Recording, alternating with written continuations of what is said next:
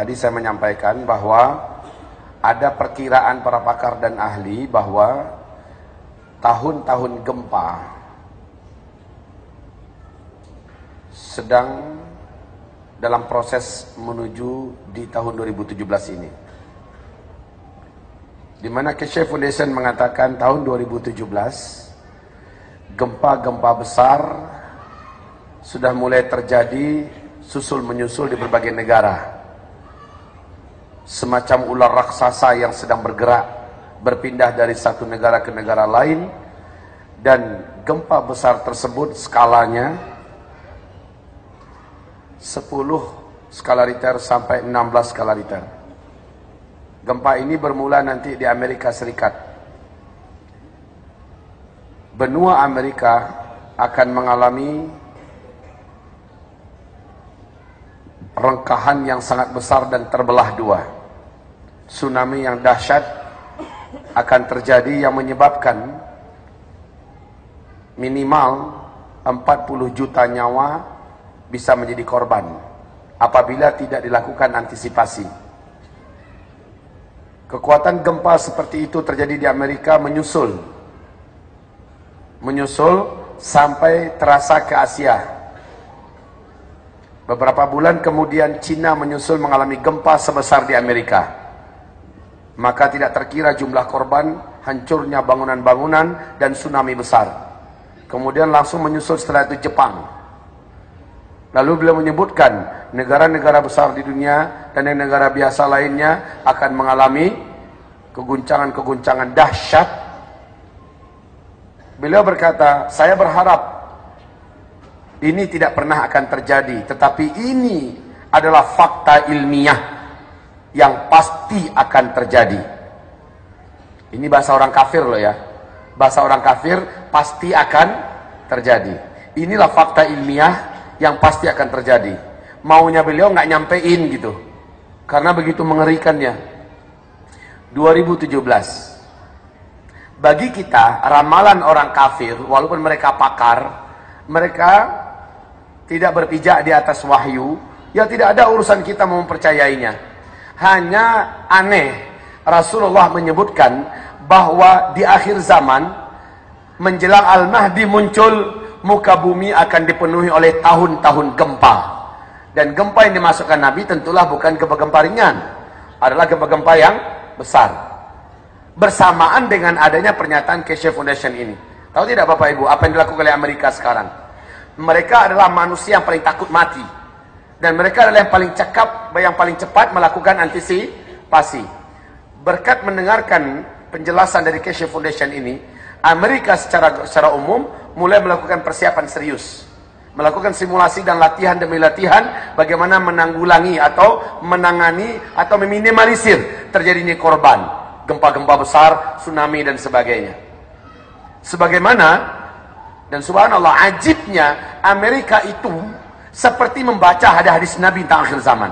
Tolong nanti tuan-tuan baca, siapa tahu sudah punya buku ensiklopedia akhir zaman, tolong dibaca nanti hadis-hadis Nabi tentang akhir zaman. Saya merasa aneh dan ajib Amerika melakukan antisipasi sesuai yang dinasihatkan oleh Nabi SAW.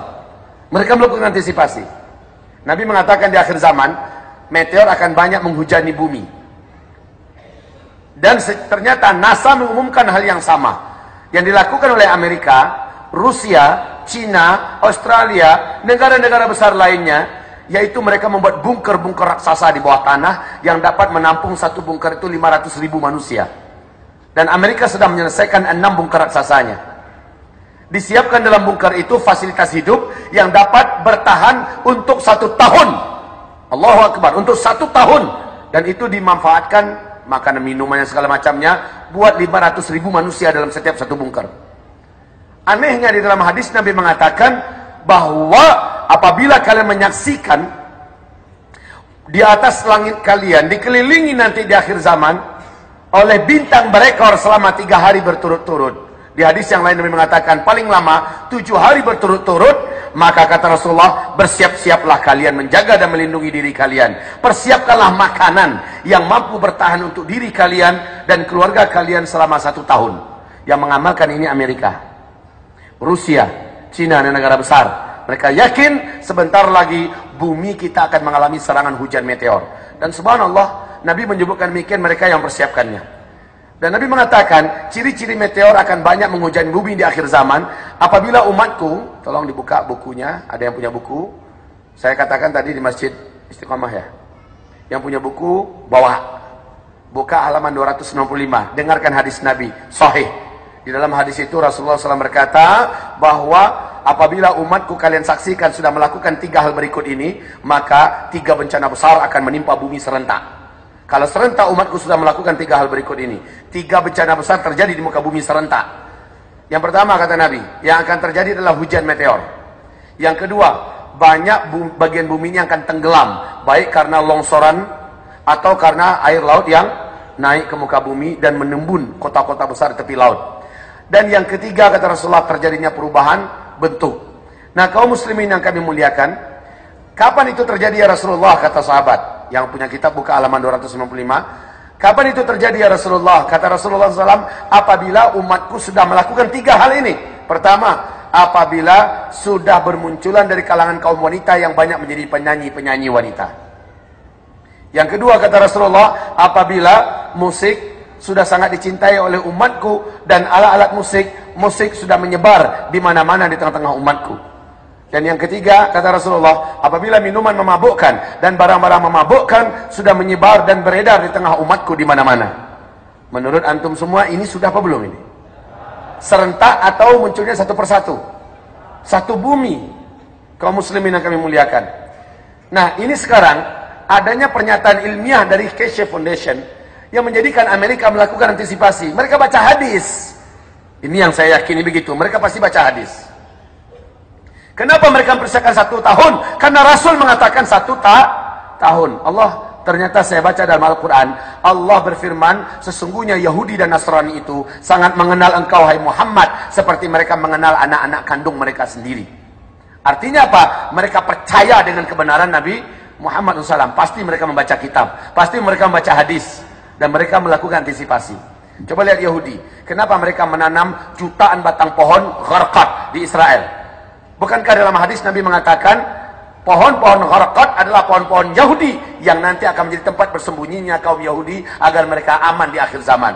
Dan mereka melakukannya, dan pohon itu sekarang sudah setinggi 16 meter, 14 meter. Sejak 13 tahun yang lalu mereka mulai menanam. Mereka beriman, mereka pasti membaca hadis Nabi. Kita aja yang minim membaca. Udah punya kitab pun hanya ditaruh di rak-rak buku. Saya dengar di Bandung ini paling banyak kitab ini dimiliki oleh saudara saya. Ya, kitab ensiklopedia akhir zaman, kitab zikir akhir zaman. Ini paling banyak kaum muslimin di Bandung yang sudah memilikinya. Lalu kenapa nggak dibaca? Kalau dibaca pasti kita tidak begitu kaget setiap melihat perkembangan-perkembangan apa-apa. Oh iya, Rasul pernah mengatakan. Oh iya, pernah Rasulullah mengatakan. Begitu ya.